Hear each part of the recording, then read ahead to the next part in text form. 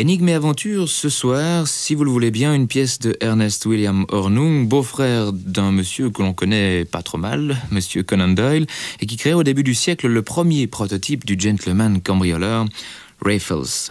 C'est précisément une aventure de ce personnage, accompagné de son inséparable compère Bunny, que nous allons entendre dans l'adaptation radiophonique de Germaine et Pierre et la mise en onde de Roland Sassy.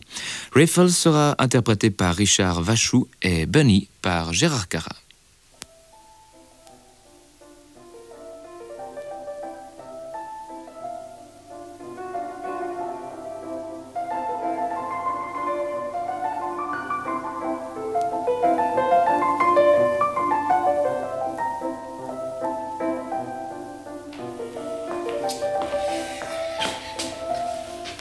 Vous êtes donc William Wigan, né à Calcutta, de père anglais et de mère irlandaise. C'est bien ça, n'est-ce pas? Mais oui, monsieur l'inspecteur.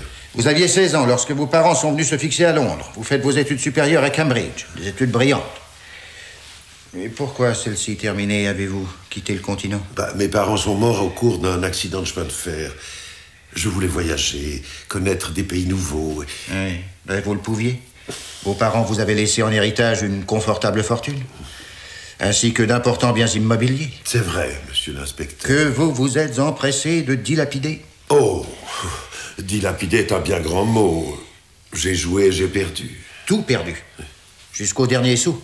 Jusqu'à la dernière pierre. Et pourtant, votre dossier mentionne que vous avez tenté de rétablir votre situation comme correspondant d'un journal londonien. J'ai collaboré activement à plusieurs journaux et revues littéraires. En effet, vous avez écrit des contes, des critiques, des récits de voyage. Vous avez même abordé d'autres genres avec un égal succès, sous le sobriquet de Bunny. Oh. Mais pourquoi ce pseudonyme ridicule? Bunny. C'est grotesque. Au collège, on m'appelait ainsi et ce surnom m'est resté. Alors... À vrai dire, vous êtes un homme instable. Écoutez donc ça. Ses études terminées, Bunny part pour les Indes. Il est nommé administrateur d'une importante plantation de thé. Puis il est chargé de la surveillance d'un centre de distribution de gaz et de mazout. Ensuite, il est garde forestier d'une réserve de rhinocéros. Oui. Et il parle 6 langues. Mon Dieu. Quelle odyssée. Pour en arriver là, quel gâchis. Mais, monsieur l'inspecteur... Malgré ce bagage ahurissant, revenu à Londres, vous n'avez pas craint de ternir votre image de marque en vous mettant au service d'un certain Raffles. Cet individu recherché en vain par toutes les polices internationales. Avec le respect que je vous dois, monsieur l'inspecteur, j'aimerais essayer de vous faire comprendre pourquoi et comment j'en suis arrivé là. Il n'y a rien à expliquer. C'est clair comme de l'eau de roche. Vous êtes ici en état d'arrestation pour complicité de vol de bijoux et d'objets de valeur, d'effraction de dommages à la propriété et d'usage de chèques sans provision. Lorsque nos services vous ont appréhendé, vous vous trouviez à l'hôtel Albany, en compagnie de votre complice, Ernest G. Raffles, cambrioleur. Oh, gentleman cambrioleur. Celui-ci, malgré notre vigilance, a réussi à s'enfuir. Et à l'heure qu'il est, nous n'avons pas encore retrouvé sa trace.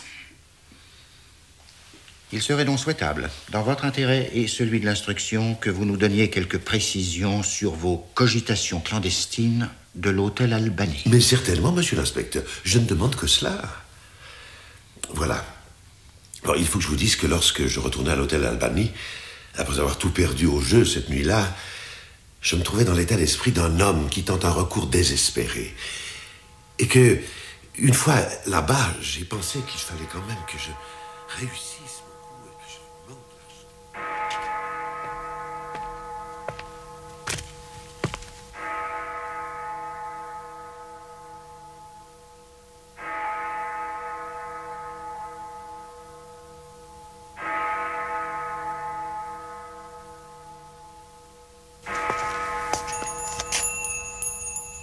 Raffles. Qu'est-ce que c'est? Excusez-moi, Raffles. C'est moi, Bunny.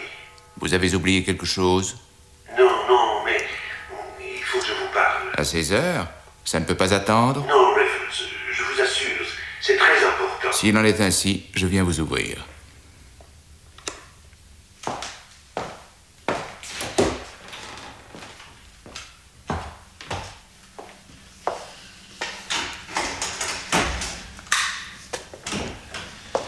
J'espère que vous n'êtes pas revenu pour prendre une revanche. Oh non, non, rassurez-vous.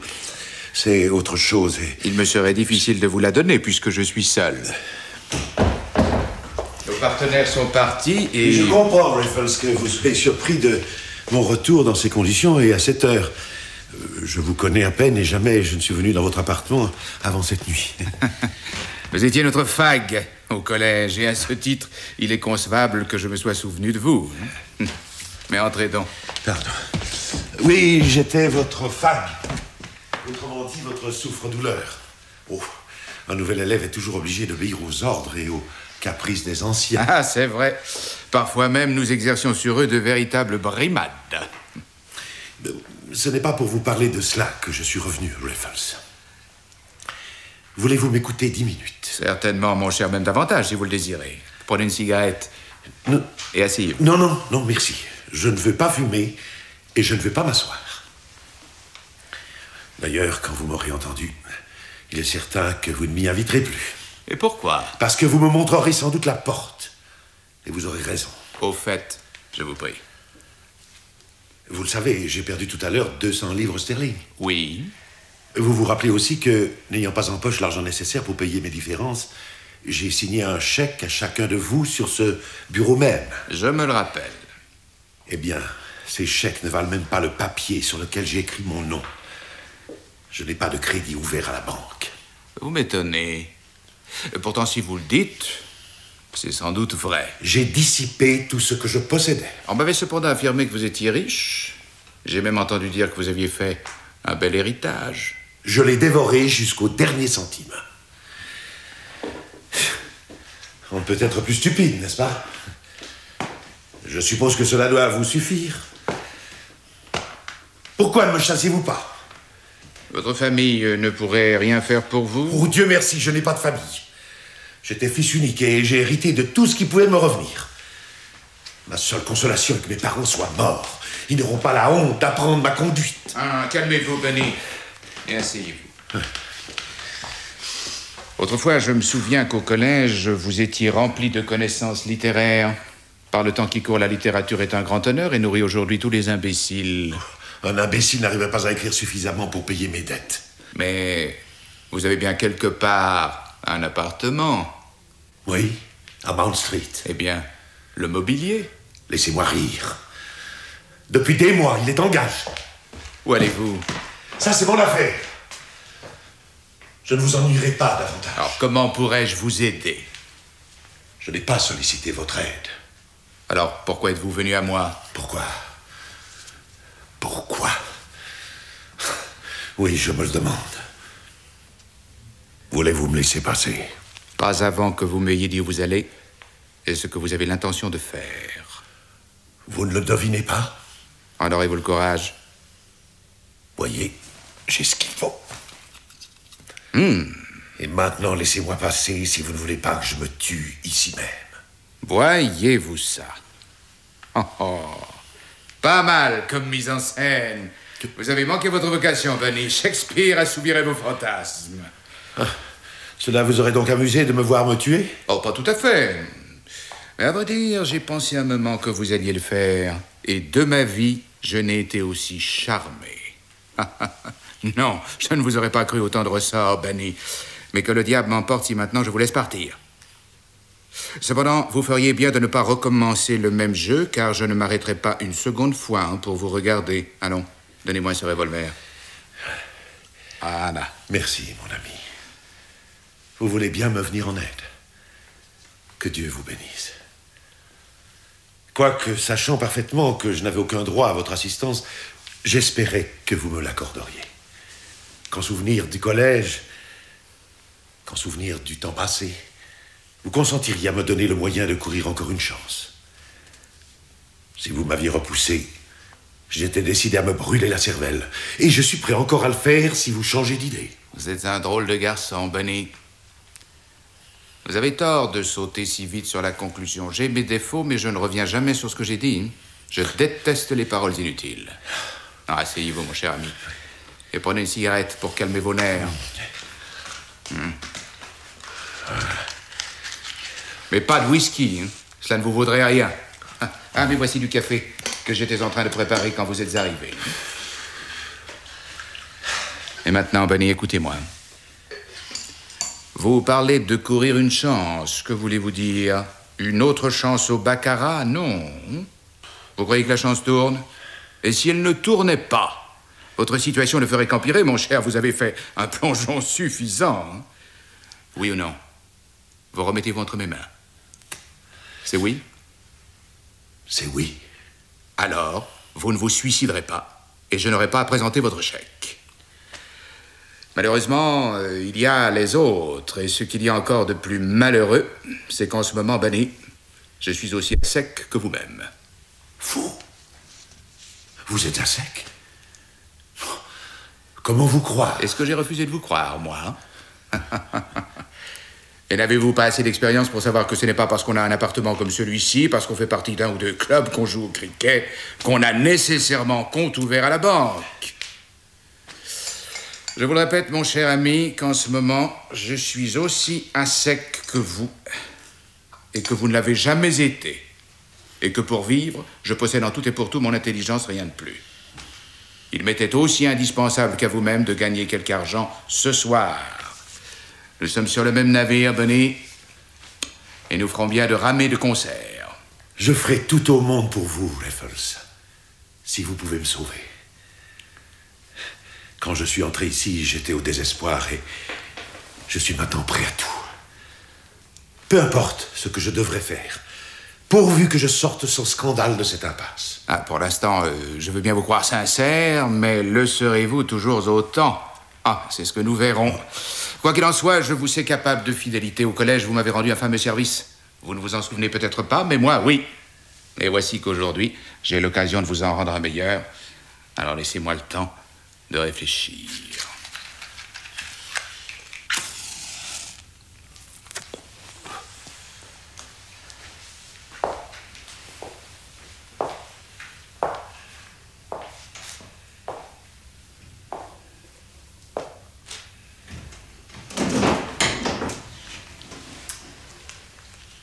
Faites un brouillard à couper au couteau.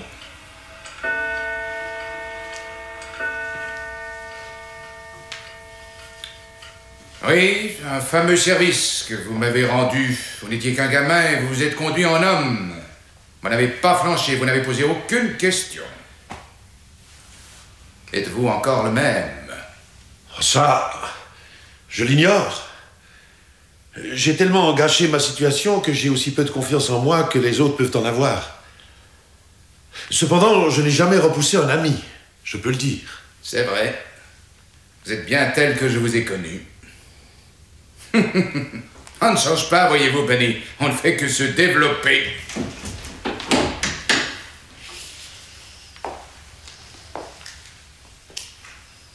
Maintenant, répondez-moi franchement. Rien ne vous arrêterait pour un ami? Ou même un camarade? Rien. Pas même un crime? Non. Pas même cela. Indiquez-moi le crime à commettre et je suis votre homme. Décidément, je crois que je peux vous faire confiance, Bunny. Néanmoins, il nous faut de l'argent cette nuit, par n'importe quel moyen. Cette nuit? Et le plus tôt sera le mieux, car le danger peut surgir dès demain. Qu'un de vos chèques soit présenté à la banque et vous êtes déshonoré. Il faut donc mettre la voile cette nuit même et renouveler dès demain matin votre compte courant. Je crois d'ailleurs savoir d'où viendra le vent. Mais il est 2 heures du matin, au plus même. Oui? Je ne comprends pas. À cette heure-là, d'où nous viendra le secours? D'un de mes amis, dans Bond Street. Il faut que ce soit un de vos amis très intime. Non, intime n'est pas le mot. Mais je puis entrer chez lui à toute heure. J'ai mon passe-partout. Vous le réveillerez à cette heure de la nuit? S'il est au lit, oui. Est-il nécessaire que j'aille avec vous? Absolument. Alors allons-y. Mais j'avoue que cette idée ne me sourit guère, Raffles. Préférez-vous l'autre alternative? Oh, Alors, prenez un verre avant de partir. Un seul. Voici le whisky. Voici le siphon. Je vais me changer pendant que vous vous servirez. Et mettez un peu de musique. Le disque est déjà sur le plateau et remontez le gramophone.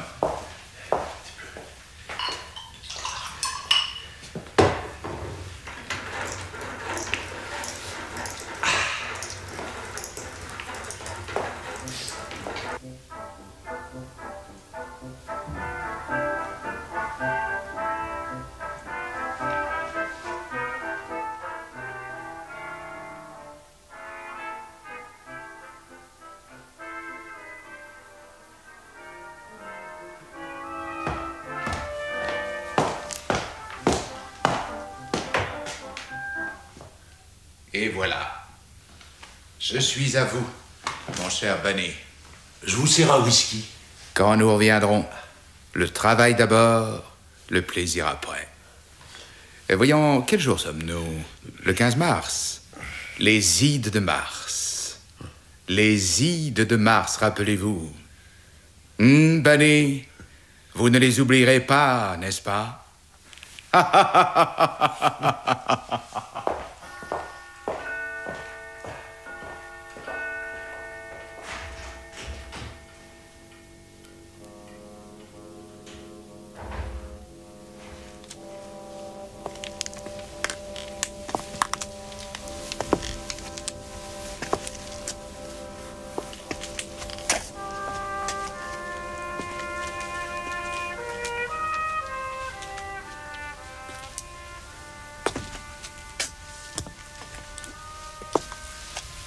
Bien. Piccadilly est noyé dans le brouillard. C'est très bon, ça. Raffles, regardez. On distingue une silhouette. Avez-vous peur, Bunny? Oh, non, mais... Raffles? Vous voyez, la police me connaît. Pauvre diable. Il faut avoir bon œil, hein, par une nuit pareille. Le brouillard peut être un ennemi, mais c'est une bonne fortune pour la gente criminelle, surtout à cette heure tardive. Tenez, nous voici arrivés. Nous sommes dans Bond Street. Avec ce brouillard, je ne reconnais plus. Oui, près du carrefour. Ces fenêtres que vous voyez là s'ouvrent au-dessus du magasin d'un bijoutier, et tout le premier étage, ainsi que la porte de l'allée, donne sur la rue. Il me semble qu'il serait raisonnable d'abandonner cette affaire pour cette nuit. Il sera encore temps demain matin. Pas du tout. J'ai la clé. Nous allons le surprendre. Allez, venez donc.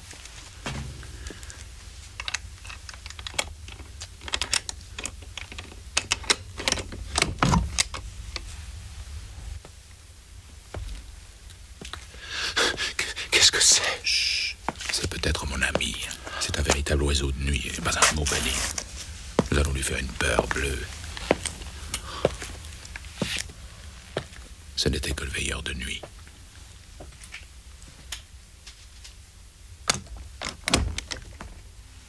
Allons-y. Ne faites pas de bruit, hein. Pas un mot, Bunny, j'insiste. Enlevez vos souliers et suivez-moi.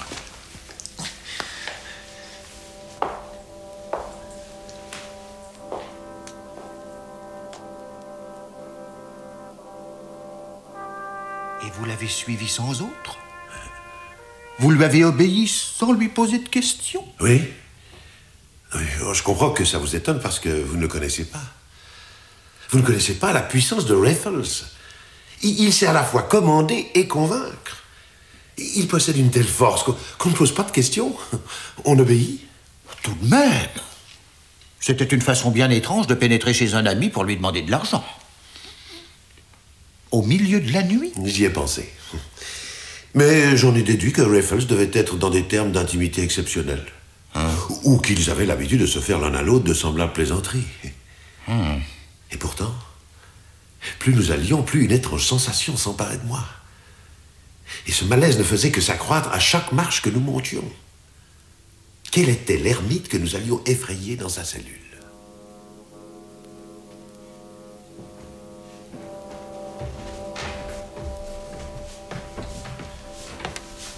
Il habite au premier étage. Chut.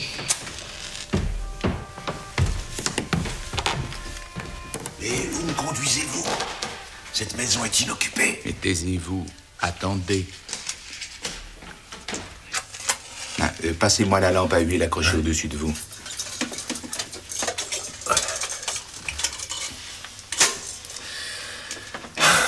Je ne comprends plus.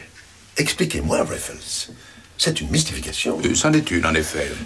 Laissez-moi la victime. J'en ai peur, Bunny. Il n'y a personne dans la maison. Il n'y a que nous deux. Alors, votre ami de Bond Street, qui devait nous donner de l'argent, c'est une plaisanterie? Pas tout à fait. Il est absolument exact que Danby est un de mes amis. Danby? Le bijoutier d'en bas. Mais que voulez-vous dire? Vous allez voler l'argent du bijoutier? Pas précisément. Quoi donc, alors? L'équivalent. Je m'adresserai à son magasin. Oh, un cambrioleur. Vous êtes un cambrioleur. Vous. Ne vous ai-je pas dit que c'était mon intelligence qui me faisait vivre? Mais pourquoi ne m'avoir pas dit ce que vous alliez faire? Pourquoi avoir eu confiance en moi? Pourquoi ces mensonges? Je dois dire que j'ai été sur le point de tout vous avouer. Rappelez-vous comme je vous ai sondé pour savoir si vous iriez jusqu'au crime. Je ne croyais pas à vos affirmations, mais j'ai pensé qu'il fallait vous mettre à l'épreuve. Je vois maintenant que vous parliez inconsidérément et je ne saurais vous en blâmer. Alors partez donc, mon cher ami, aussi vite que possible, hein, laissez-moi. Mais quoi que vous fassiez, ne me vendez pas. Hein. Vous êtes diabolique. Je ne vous menace pas, je vous laisse libre. En effet. Mais vous me laissez dans l'embarras. Je ne vous fais aucun reproche, je ne vous impose que le secret et j'ai confiance en vous. Et, un moment. Est-ce moi qui vous ai mis ce projet en tête ou l'auriez-vous exécuté dans tous les cas? Oh, pas dans tous les cas, non. Il est vrai que je possède la clé depuis plusieurs jours, mais quand j'ai vu ce soir que je gagnais, j'ai pensé à m'en débarrasser. Vraiment? Oui, vraiment. Parce que j'estimais que ce n'était pas un travail à faire tout seul. Très drôle. Ben alors, dans ce cas, je suis votre homme. En êtes-vous sûr? Oui. En tout cas, pour cette nuit. Mon cher vieux Bunny, je vous crois. Et je vais vous expliquer mon plan. Voilà. Alors, je connais le magasin. Je connais aussi cet étage, qui est alloué depuis un mois. J'ai obtenu l'autorisation de le visiter, ce qui m'a permis de prendre l'empreinte de la serrure. Mais ce que j'ignore, pour l'instant, c'est la façon dont on passe de l'un dans l'autre. Pour l'instant, je ne vois aucune communication. C'est pourquoi je préfère opérer par le rez-de-chaussée. Attendez. Je vais voir ce qu'il faut faire.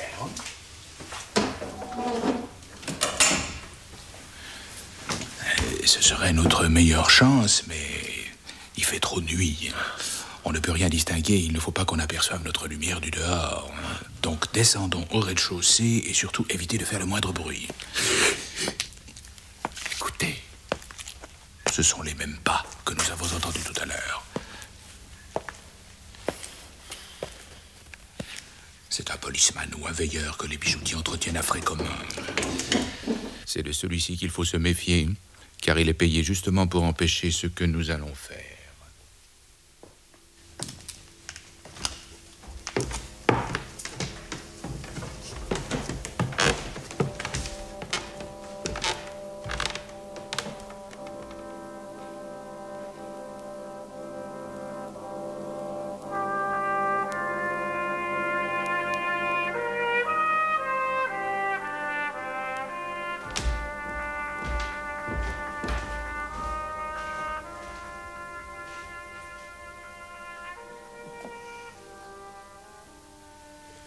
Nous nous trouvons maintenant au-dessous du niveau de la rue.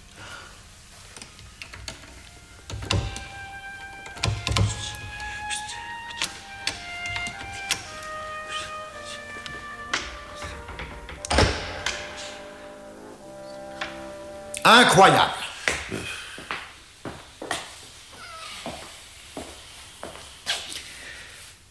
Et ensuite, Bunny? Continuez. Nous avons là les plans de la maison de la bijouterie Danby. Nous aurons ainsi tout le loisir d'apprécier et de voir si vous dites la vérité. Nous vous écoutons. Mais c'est que... je suis fatigué. J'ai soif. Finissons d'abord cet interrogatoire. Après, nous verrons. Allez. Je ne sais plus. Vous vous trouviez donc au-dessous du niveau de la rue? Ah oui, oui. Dans un réduit avec de nombreuses portes. 3. Et elles étaient entr'ouvertes. Et elles donnaient toutes sur des caves vides. La 4e, il a fallu la forcer. Je ne me souviens plus. Mais si, voyons. Faites un effort. Je vois sur ce plan... on dirait... un puits carré. Ah, ça y est, je me souviens. Il y avait du brouillard. En face de nous, une encoignure vers laquelle Raffles s'est dirigé avec sa lanterne. Tout à coup, j'ai entendu un craquement qui m'a paru terrible. Comme une explosion. N'exagérez pas, Bunny. Peut-être que j'exagère, mais j'étais pris de panique. Mais pourtant, vous n'avez pas déguerpi, hein? Mais je ne pouvais plus. J'étais trop engagé. Après? C'est alors que j'ai vu une grande porte défoncée. Et Raffles avec une pince Monseigneur à la main qui me faisait signe de venir.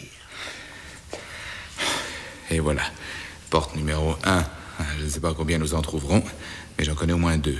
J'espère ne pas faire trop de bruit. Mais cette porte en acajou, il faut encore la faire sauter. Forcément. Pas moyen de l'ouvrir avec les fausses clés. Prenez la lanterne. Et venez près de moi. Vous ne pouvez pas la fracturer? Non. Je connais ces serrures. C'est pas la peine d'essayer. Il faut la déposer. Et pour cela... il me faut 1 heure.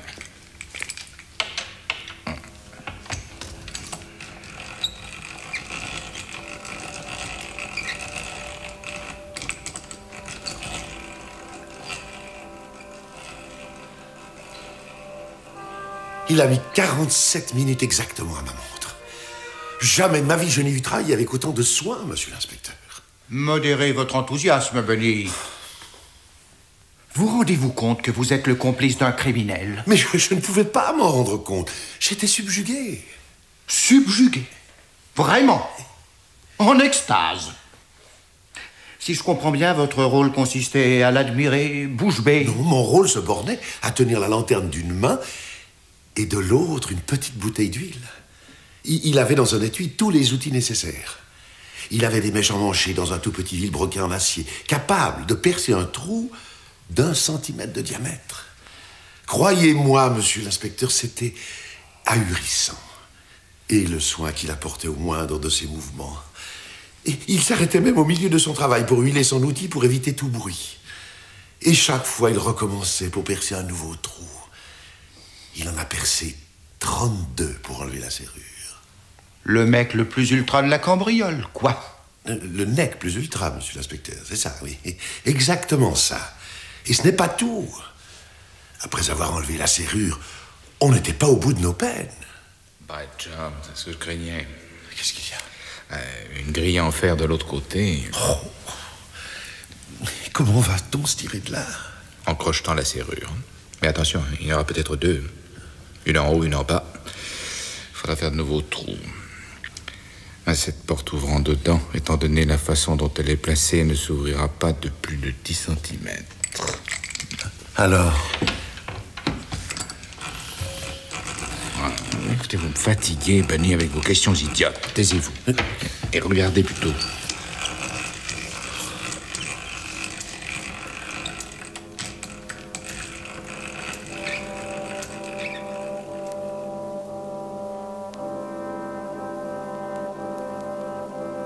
Je vous avoue, monsieur l'inspecteur, que je me trouvais légèrement refroidi à l'idée d'avoir à crocheter une autre serrure, après tout le mal que nous avions eu à ouvrir cette porte.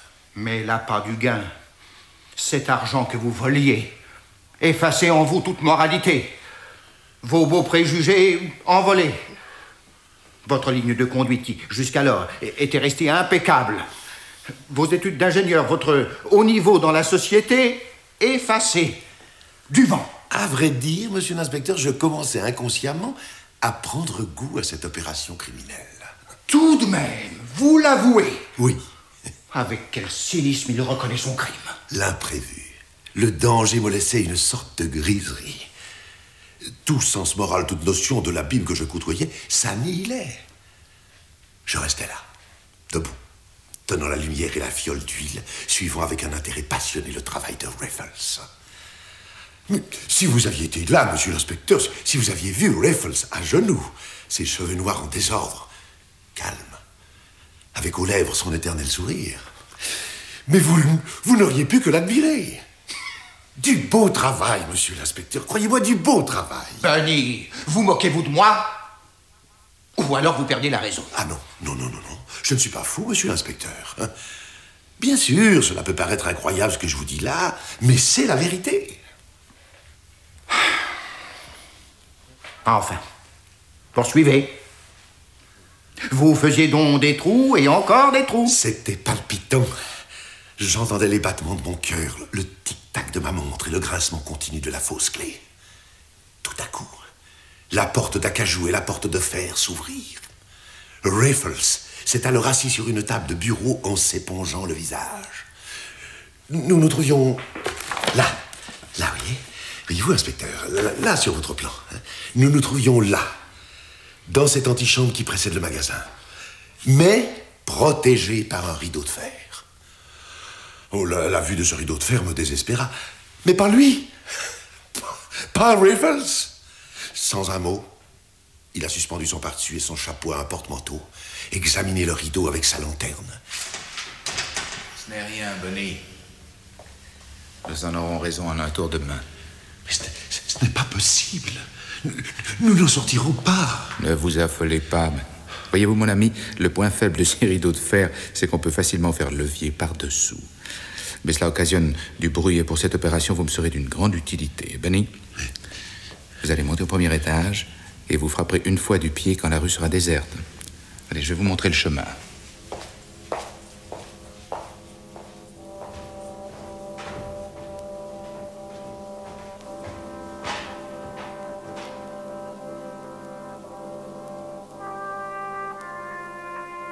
J'imagine alors votre peu d'enthousiasme. Ah ça, vous pouvez le dire, monsieur l'inspecteur. La perspective de faire le guet tout seul... Je m'en doute, car les responsabilités et vous n'ont jamais dû faire bon ménage. C'est possible, mais à ce moment-là, je suis devenu un autre homme. Et c'est justement dans ce sentiment de responsabilité, de cette immense responsabilité, que j'ai trouvé un puissant stimulant. Et tout fut très simple. Les bruits d'en bas étaient presque imperceptibles. Dès qu'il y avait un danger, je frappais 2 fois du pied. Et pendant l'heure que je restais à la fenêtre, je n'ai donné l'alerte que 5 ou 6 fois. Pourtant, une fois seulement, j'ai eu la chair de poule. Ce fut quand le veilleur s'arrêta pour regarder le Judas. Ce fut affreux. J'entrevoyais déjà la potence, ou tout au moins la prison. Heureusement, l'homme s'éloigna sans autre. Ouf. Et à ce moment, je perçus le signal de Raffles. Je descendis avec précaution. Il m'attendait et me serra la main. Très bien, mon cher. Vous êtes toujours le même brave cœur dans la nécessité. Et vous aurez votre récompense, car j'ai là un beau butin. Hein? Et regardez ce que je viens de trouver dans ce buffet. Un excellent porto et des cigares. Sans doute à l'intention des clients de ce bon Danby. Allez, prenez un verre et buvez. Pendant que je vais faire un brin de toilette avant de partir, car je suis fait comme... Oh, comme un voleur.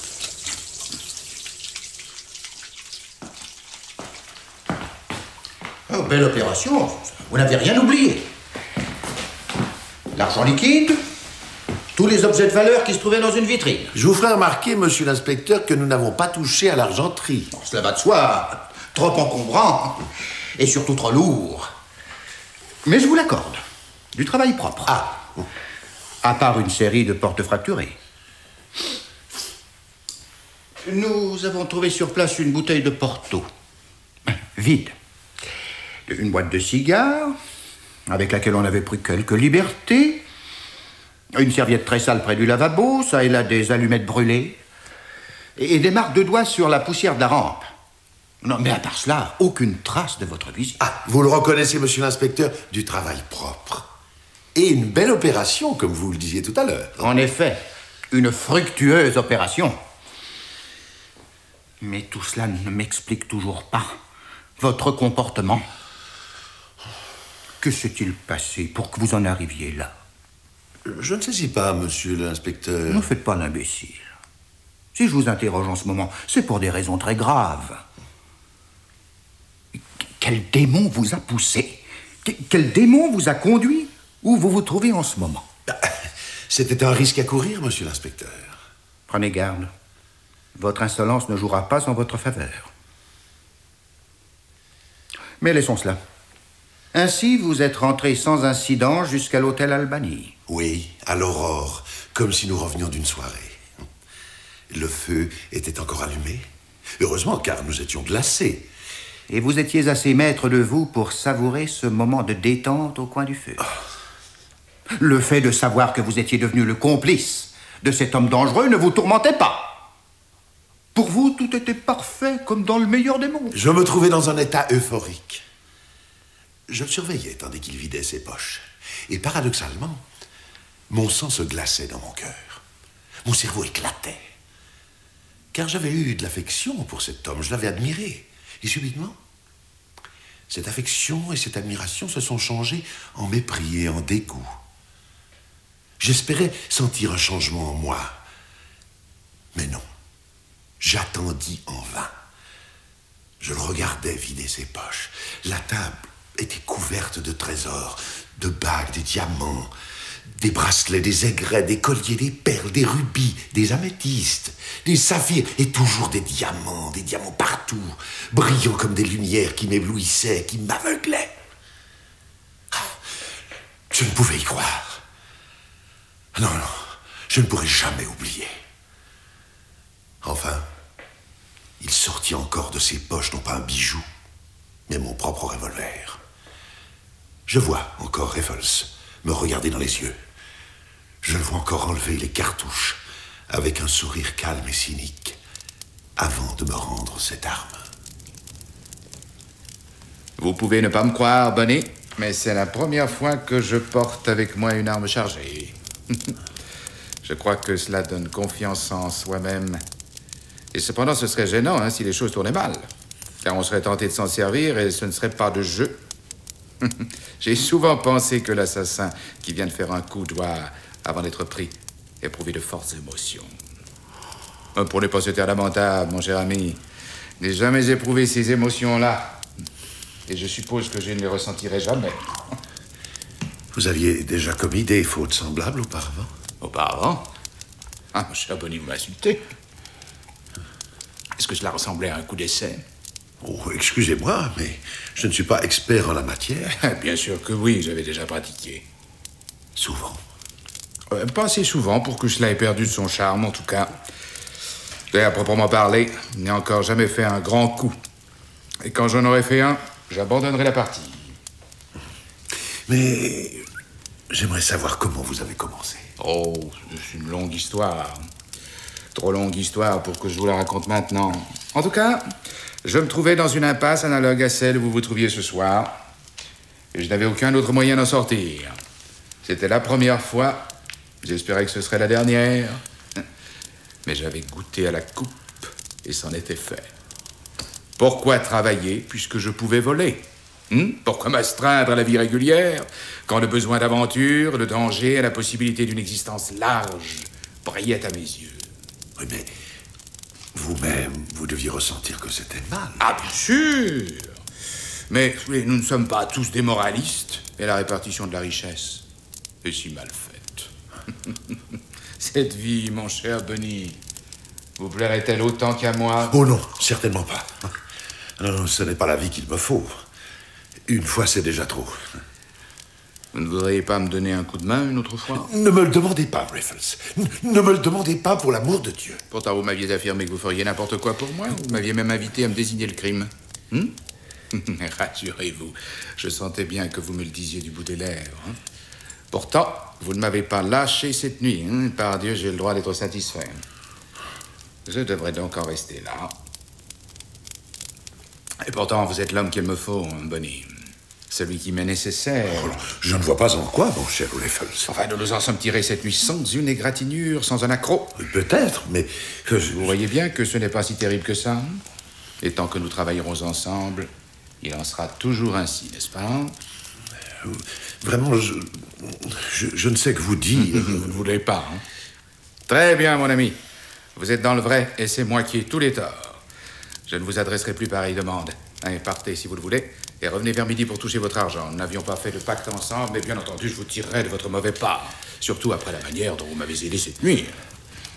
Vous me troublez, Raffles. Comment vous dire? Non, oubliez ce que je vous ai dit. Vous avez raison. Oui, je recommencerai. Allons. Votre emballement est insensé. Dans moins d'une heure, vous le regretterez. Allez donc, et ne parlons plus de cela. Et bon Dieu, je le veux. Je vous accompagnerai aussi souvent que vous me le demanderez. Pourquoi est-ce que je refuserais maintenant? Le mal est fait. J'ai déjà failli une fois, je recommencerai. Je me suis vendu au diable dès aujourd'hui, et même si je le pouvais, je ne voudrais pas revenir en arrière. Qu'importe un nouveau crime. Quand vous aurez besoin de moi, je répondrai présent.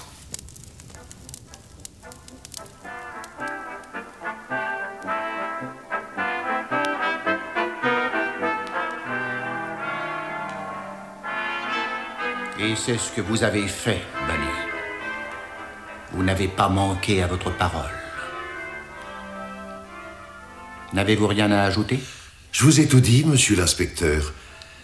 C'est ainsi que je suis devenu l'associé de Raffles. C'était le début d'une belle carrière au service du crime. Ma parole! Vous en êtes fier! Nostalgique seulement, monsieur l'inspecteur.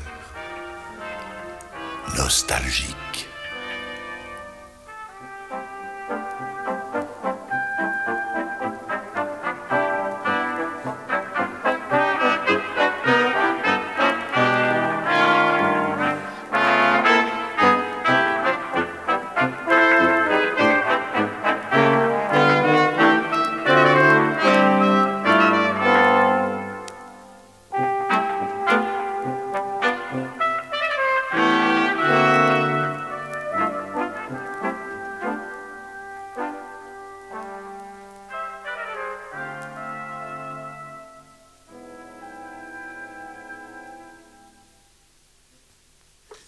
Énigme et aventure, nous venons d'entendre Raffles de Ernest William Hornung dans une adaptation de Germaine et Pierre. La mise en onde est signée Roland Sassy, assisté de Pierre Schlegel, avec dans le rôle de Raffles, Richard Vachou, Bunny, Gérard Cara, l'inspecteur Mackenzie, André Neury.